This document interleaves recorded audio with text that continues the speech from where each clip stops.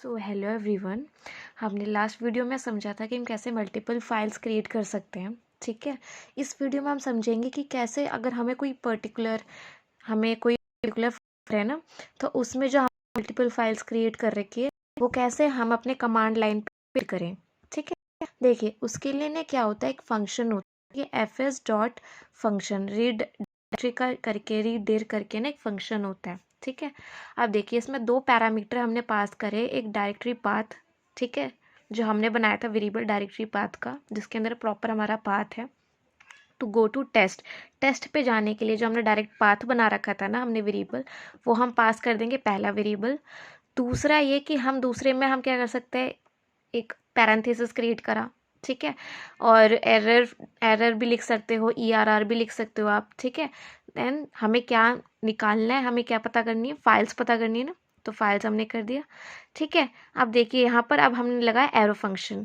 देखिए arrow function क्या होता है, आगे हम कई बार हम एरो फंक्शन के ना प्रोग्राम्स करेंगे, एरो फंक्शन हम अपनी कई वीडियोस में समझेंगे, तो वहाँ भी क्लियर हो जाएगा। एरो फंक्शन हमारे जावास्क्रिप्ट का ही एडवांस जावास्क्रिप्ट में आता है।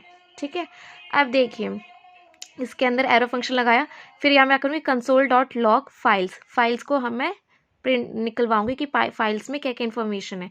चलो ठीक है, अब ये हो गया। अब देखिए अब मैं इसको रन करवाती हूँ, सेव कर लिया, रन करवाती हूँ। ठीक है, यहाँ देखिए आ गई, एरे के फॉर्म में सारी फाइल्स आ गई मेरी।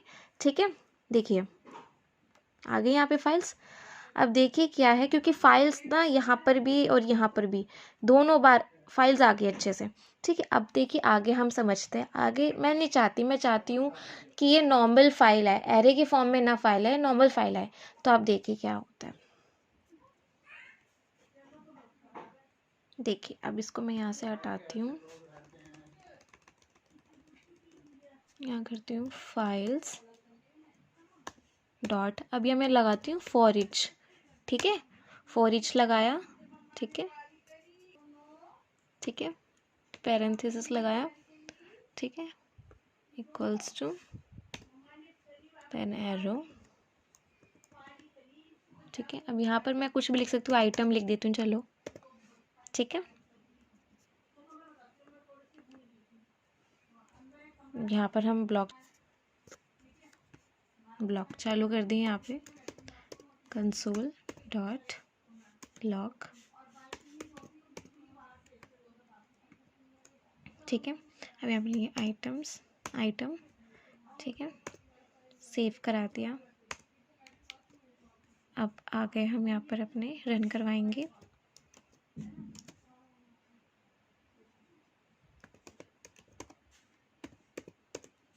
ठीक है, देखिए अभी आगे नॉर्मल फॉर्म में सारी फाइल्स आ गई मेरी। ठीक है, मेरी पूरी 10 फाइल्स नॉर्मल फॉर्म में आ गई। ऊपर करके मैं दिखाती हूँ इसमें डिफरेंस। यहाँ पर देखिए एरे के फॉर्म में थी 0 1 2 3 4 5 6 7 8 9। ठीक है, अब यहाँ पर सारी फाइल्स आ गई नॉर्मल फॉर्म में। ठीक है, तो आप ऐसे भी कर सकते हैं।